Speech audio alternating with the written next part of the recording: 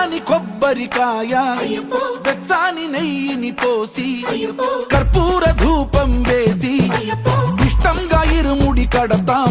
నువ్వు ఎత్తుకుంటే చాలు ఎన్ని పూనకాలు కంఠమెత్తి పాడుకోగా కన్యస్వామి కదిలిరాగా ఇరుముడి కట్టు కట్టు కట్టు కట్టు కట్టు ఇరుముడి కట్టు ఎక్కు ఎక్కు ఎక్కు ఎక్కు సారి మల్ల ఎక్కు.